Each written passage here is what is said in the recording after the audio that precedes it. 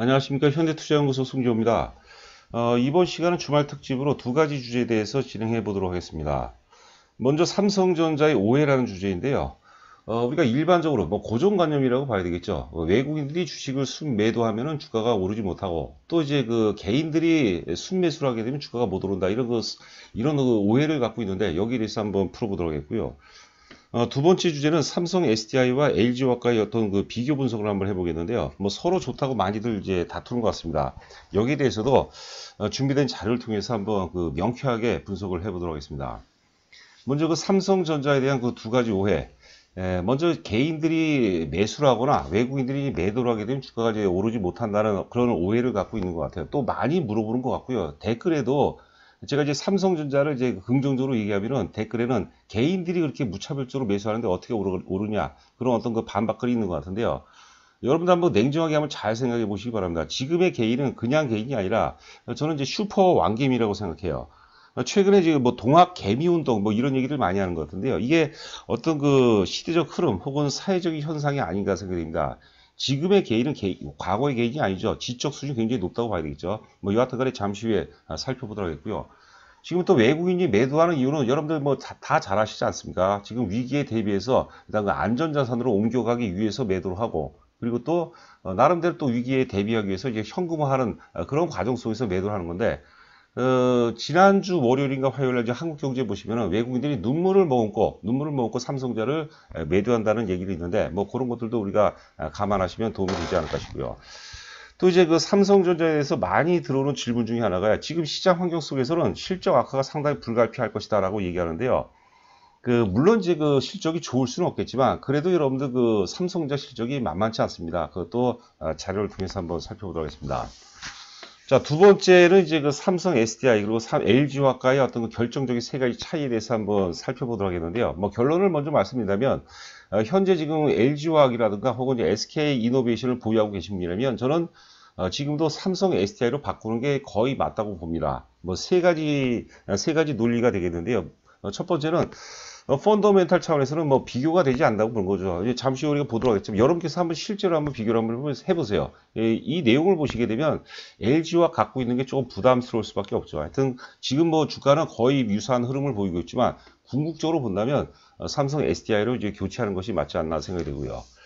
자, 두 번째는 이제 그 삼성 SDI는 이제 그 삼성전자라는 백그라운드가 있죠. 삼성전자의 어떤 협업을 통해서 요번에 이제 그 전고체 배터리를 또 뭡니까 800kg까지 주행이 가능하다고 그러는데, 글로벌 시장을 선점하면서 주식이라는 게 이제 미래 가치의 선반영이기 때문에 현실적으로 이제 한 2년 정도가 걸려야지 이제 상용화 된다는데, 빠른 1년 정도도 가능하다고 그러는데, 하여튼 그런 전고체 시장 선점을 통해서 성장성이 상당 부분 부각될 가능성이 높지 않을까 생각됩니다. 세 번째는 우리가 여러 번 이제 강조해 드렸는데, 삼성 SDI 같은 경우는 이제 역사적 신고가를 돌파했죠. 돌파하고 이제 이번 어떤 그 사태, 환경 속에서 이제 살짝 훼손이 된 상태고, LG화학 같은 경우는 이제 역사적 신고가에서 한참 멀어져 있습니다. 그래서 우리가 여러 가지 주도주 논리가 있겠지만, 어떤 그 신고가 돌파라는 어떤 그것도 이제 주도주 논리 중에서 굉장히 중요한 요소 중에 하나거든요. 주도주 논리에 근거해서 본다면 삼성 SDI가 맞지 않을까 이렇게 생각됩니다. 보시는 자료는요, 2005년도 1월 1일서부터 2007년도 6월 1일이니까 대략적으로 이제 한 2년 반 정도가 될 것 같아요. 이때 이제 그 코스피 지수를 보시게 되면은 지수가 1000포인트서부터 2000포인트까지 급등하는 그런 시각이었는데요. 자, 우리나라 그 자본시장 개방이 제 기억으로 이제 1992년으로 기억하고 있는데, 91년도인지 2년인데 제가 정확히 모르겠는데, 자본시장 개방 이후에 한국 증시를 보면요, 외국인들이 매수하면 무조건 주가가 올랐어요. 한 번도 빠진 적이 없어요. 그리고 외국인들이 매도하면 주가가 또 무조건 빠졌는데, 그러니까 외국인들이 한국 증시를 농락을 한 거죠. 갖고 놀았어. 그런 프레임에 우리가 갇혀 있었는데, 2005년도 이후를 보니까 지수가 1000에서 2000포인트 가는데 외국인들은 주구장창 매도를 했습니다. 2006년도 11월 달 보니까 10조 원을 넘게 순매도했는데요. 그러니까 이때 당시에 제가 이제 마이애스 자산운용에 이제 근무를 했는데요. 기관들하고 이제 서로 이제 통화를 하다 보면은 외국인들이 매도하고 있는데 주가가 어떻게 오르겠냐. 그런 어떤 그 외국인 매도의 어떤 그 프레임에 갇혀갖고 주식을 제대로 이제 분석해내고 또 이제 매매를 못한 그런 또 친구들이 주변에 상당히 많았거든요. 그래서 지금도 요번에도 외국인이 매도한다고 삼성전자 못 간다, 이런 논리는 제가 보기에는 전혀 안 맞는다고 봐야 될 거예요. 지금 잠시 후에 제가 좀 더 자세하게 말씀드리도록 하겠는데요. 여하튼 간에 2005년도서부터 이제 2007년도 11월 달에 이제 서브프라임이 터졌는데 2007년도 6월 달로 기억하는데 그때 이제 지수가 코스피 지수가 2000포인트를 찍은 것으로 제가 알고 있습니다. 그래서 그 구간에서 1000에서 2000 올라가는데 외국인들은 계속해서 주식을 순매도했다. 순매도하는 환경 속에서 주가가 이제 많이 올랐습니다. 그러니까 개인들 같은 경우는 외국인들이 파니까 쫄아갖고 주식을 뭐 살 수가 없었던 거죠. 자, 보시는 자료는 이제 그 FM 가이드에서 이제 한 3, 4일 전에 나왔던 자료인데요. 개미들 목표 주가가 떨어져도 삼성전자 매수 열풍인데요. 제가 제 아들 하나가 이제 제대해서 복학을 해서 경제학과에 다니고 있습니다. 근데 그 최근에 이제 그런 얘기를 많이 친구 중에서 주식하는 친구도 굉장히 많다는 거죠. 그리고 상당 부분이 그 삼성전자를 많이 산다고 그러는데요. 이 아래 글은 이제 제가 쓰는 겁니다. 지금 여러분들 그 어떤 그 흐름을 한번 지금 시대적인 흐름, 국내 어떤 그 자금 시장의 흐름을 한번 생각해 보세요. 부동산은 메리트가 없거든요. 그래서 부동산 자금을 비롯해서 한 번도 경험하지 못했던 폭발적인 유동성이 지금 잠재하고 있습니다. 지금 뭐 가계부채도 만만치 않지만 지금 시중의 어떤 유동성도 만만치가 않아요. 거기다가 그 국가에서는 계속해서 유동성을 또 공급하고 있죠. 이런 유동성이 삼성전자로 몰린다고 보는 거죠.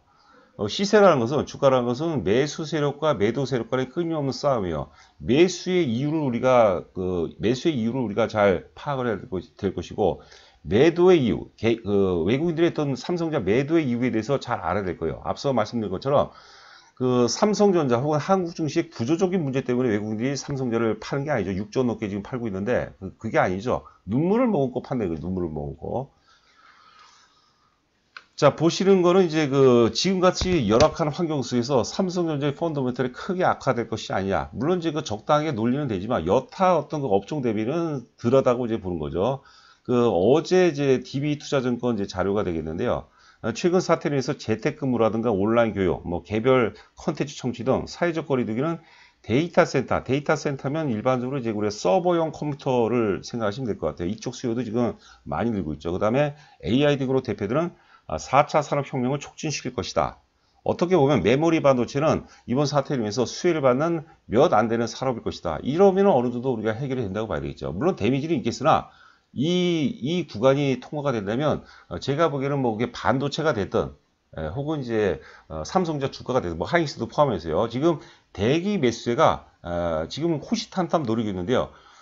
이게 이제 어떤 구조적인 문제가 아니라 또 유행성이라든가 저는 이제 단발성이라고 이제 해석을 하는데요. 이게 사태가 어느 정도 마무리될 조짐이 보면 어마어마하게 단기간 내에 어마어마하게 몰 겁니다. 그리고 뭐 반복적으로 말씀드리지만 지금 폭발적인 유동성을 바탕으로 해서 V자 상승 가능성이 굉장히 높지 않을까 이렇게 생각됩니다.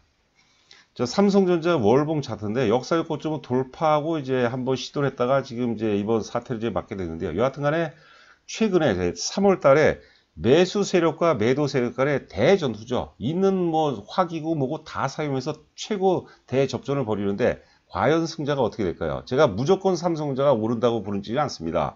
항상 그 시세라는 것은 어떤 이게 유기체고 유연성의 산물이라고 부르는데 개인적으로는 혹은 회사 입장에서는 당연히 이번 사태가 지나고 나면은 크게 그것도 굉장히 가파르게 상승 전환될 가능성이 굉장히 높다고 보는 거죠. 특히 이제 4차 산업혁명을 맞아서 비메모리 혁명이라는 것은요, 여러분들, 이것은 어떻게 꺾을 수가 없을 것 같아요. 자, 참고하시기 바라고요. 자, 보시는 화면은 이제 LG화학과 이제 삼성 SDI 간의 이제 재무 구조입니다. 재무 구조. 제가 이제 여러분들 한번 보세요. 뭐 자본금 그렇고, 왼쪽은 이제 부채 비율이 올해 기준으로 이제 100%입니다. 109%. 오른쪽은 이제 63.8%. 유보율은 이제 하나는 이제 4,300%, 그 다음에 유보율이 3,400%. 영업이익률 보면 이제 2019년도가 이제 3%, 올해 예상이 이제 4%고, 4.5%, 그 다음에 한 7% 가까이 되네요. 그 다음에 이제 뭐 지배주주 순이익률은 그렇고, ROA, 총 자산 대비 이익률을 얘기하는 거죠. 1.19에서 2.23, 2.0에서 3.95, 그 다음에 ROE, 자기자본 이익률이 되겠죠. 1.84에서 4.48. 2.94에서 6.36. 그 다음에 EPS, BPS 한번 보죠. 어떤 게 좋을 것 같아요, 여러분들? 오른쪽이 훨씬 더 좋다고 봐야 되겠죠, 오른쪽이. 오른쪽이 이제 삼성 SDI고, 왼쪽이 이제 LG화학입니다, LG화학. LG화학은 이제 우리가 여러 번 이제 막 강조 드린 바와 같이, 지금 삼성 SDI 같은 경우는 이제 전자 재료 부분이 한 전체 매출을 차지하는 비중이 한 20% 가까이 되고, 나머지 80%가 다 이제 그 2차 전지죠. 2차 전지 중에서 이제 소형 2차 전지가 있고 이제 중대형 2차 전지 혹은 이제 ESS가 있는데 2차 전지에 특화되어 있는 기업이라고 봐야 될 것 같아요. 그리고 지금 이제 LG화학 같은 경우는 이제 그 케미칼 분야가 굉장히 많고 케미칼 부분이 특히 최근에 유가가 급락하면서 어떤 디스카운트 요인 중에 하나가 됩니다. 그리고 다음 자료를 한번 보도록 하겠습니다. 자, 지난 그 2월 11일자 뉴스인데요. LG화학 신용등급이 뚝 전망도 부정적. 글로벌 신용등급이 떨어졌어요. 무디스죠, 무디스. 무디스도 그렇고 S&P도 제가 그런 거로 기억하고 있는데 그건 이제 정확하지 않으니까 제가 다음에 한번 찾아보고 말씀드리도록 하겠습니다. LG화학의 무디스는 뭐 3대 신용평가기관 중에서 최고 베스트라고 봐야 되겠죠. LG화학의 신용등급을 하향 조정했다. SK이노베이션도 마찬가지입니다. 배터리 사업의 성장에도 불구하고 에비타 대비, 에비타라는 것은 이게 법인세하고 감가상각비 이런 거 빼는 어떤 그 영업이익이라고, 그 전 영업이익이라고 보시면 될 것 같아요. 그래서 대비 조종차 임금 비율이 오랫동안 차입금이죠. 조종 차입금이죠. 차입금 비율이 오랫동안 3배를 넘는 수준을 유지한다면 신용등급을 추가로 하향 조정할 수 있다. 차입금 비중이 높으면 차입금을 이제 에비타로 나누는 거죠. 근데 차입금이 워낙 크니까 3배 정도가 되면 굉장히 좀 부담이 됩니다. 삼성 SDI는 뭐 관리를 잘하죠. 그런 것들은. 요거만 보시면 여러분께서 사실 그 종목을 교체하는 게 좀 맞지 않을까 이렇게 생각됩니다. 자, 두 번째는 이제 그 삼성전자는 여기 이제 그 화살표를 표시해 놨죠. 그 신문 보도를 보면 이제 그 삼성전자에서 이제 전고체를 이제 개발했다고 그러는데요. 일회 충전으로 이제 800km가 이제 가능하다고 그러는데요. 이게 삼성전자 종합기술원이에요. 홈페이지도 저희 들어가 봤는데요. 이 삼성전자 종합기술원에서 핵심 기술들을 발굴하는 거고 각 이제 법인에다가 나눠주는 거예요. 나눠주는 거죠. 그래서 뭐 콜라보, 협업은 삼성 SDI에 엄청나게 커다란 어떤 동력이 돼야 된다고 봐야 될 거고요. 이 메커니즘은 사실 반도체 어떤 메커니즘하고 이제 같다고 보시면 될 것 같아요. 뭐 간단하게 읽어보는 정도만 하겠습니다. 현재 사용하고 있는 리튬 이온 배터리보다 용량은 느리고 크기는 절반 수준으로 줄어들 것이 특징이다. 이 기술을 전기차에 사용하면 주행거리를 약 2배 늘리고 1000회 이상 재충전도 가능하다. 그리고 삼성전자 종합기술원에서 개발한 거고요. 차세대 배터리엔 전고체 전지는 배터리 양극과 음극 사이에는 전해질을 기존의 이제 액체에서 고체로 전환이 되기 때문에 부피를 줄이죠. 밀도를 높일 수 있기 때문에 당연히 성능이 좋고요. 결과적으로 이제 제가 앞서 말씀드린 바와 같이 빠르면 1년 혹은 이제 늦어도 한 2년이면은 상용화가 되고요. 지금 현재 이제 리튬 이온 전지 배터리 시장에서는 사실 LG화학이 세계적이라고 봐야겠죠. 조만간에 뭐 1위로 탈환한다고 이제 보는데 궁극적으로 이제 전고체 배터리라고 봐야 되겠고 삼성 SDI는 삼성전자라는 그런 커다란 백그라운드가 있기 때문에 결국은 이제 삼성전자 쪽이 주가로 따지면 이제 훨씬 낫지 않을까 생각이 됩니다. 자, 그리고 이제 외국인들이 이제 삼성전자를, 요거는 앞에 보여드렸어야 되는데, 여하튼 간에 외국인들이 삼성전자를 울면서 판다. 가장 아픈 손가락부터 먼저 판다. 가장 팔아먹으니까 좋죠. 많이 올랐기 때문에. 그리고 삼성전자가 빠져서 제일 데미지가 큰 건 외국인이에요. 보통주 같은 경우는 지금 거의 57% 가까이 외국인들 지분이 있고, 우선주 같은 경우는 이제 90%가 넘거든요. 그러면 주가가 빠지면 당연히 삼성전자, 이재용 부회장이 손해를 많이 보는 게 아니에요. 제일 많이 갖고 있는 외국인들이 손해를 보는 거죠. 그래서 매도를 멈추고 순매도를 멈추고 순매수로 전환된다면 굉장히 어떤 폭발력 있는 그런 흐름이 나올 수 있지 않을까 생각됩니다. 자, 삼성 SDI인데요. 삼성 SDI는 이제 LG화학도 여러분께서 한번 참고를 한번 보세요. 주가가 역사적 신고가를 돌파했다는 것은 대단한 의미가 있는 겁니다. 한 번도 경험해보지 못했던 그런 새로운 새로운 세상을 향해서 도전한다는 것을 의미하는 거죠. 우리가 이제 전기차가 물론 시장 규모는 있었지만 워낙 이제 작은 상태인데 유럽을 출발로 해서 지금 결국은 전기차로 이제 갈 수밖에 없는 그런 환경이라고 이제 봐야 되겠죠. 그렇다면 이번 조정을 통해서 주가가 우리가 얼마 정도 추가적으로 빠질지 모르겠지만 조금 더 강론을 얘기한다면 3월 19일 날 저점을 여러분께서 잘 기억하셔야 돼요. 3월 19일 날. 그때가 이유가 어떻든 간에 그거보다 더 안 좋은 상황이 나올 수도 있을 수는 있겠으나 3월 19일 날 저점은 말 그대로 이제 매도의 극점, 세일링 클라이막스 지역이라고 보거든요. 그렇다면 그때까지 빠지는 것보다 그 지점 위에서는 우리가 한번 승부를 봐야 될 그런 상황이 아닌가 이렇게 생각됩니다. 자, 체험 VIP 관련해서는 자세하게 이제 안내를 해놨으니까요. 한번 읽어보시고, 또 뭐 제가 방송하는 거에 대해서 공감하시고, 뭐 혼자 하는 것보다는 좀 함께 하고 싶다. 사실 3개월에 100만 원 정도면 크게 부담은 안 될 겁니다. 저희가 뭐 100%다 맞추는 건 아니고요.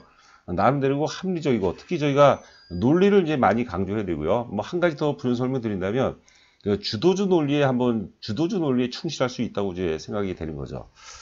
자, 여러분들 한 주 동안 고생 많으셨고요. 저는 또 다음 주에 여러분들 찾아뵙도록 하겠습니다. 감사합니다.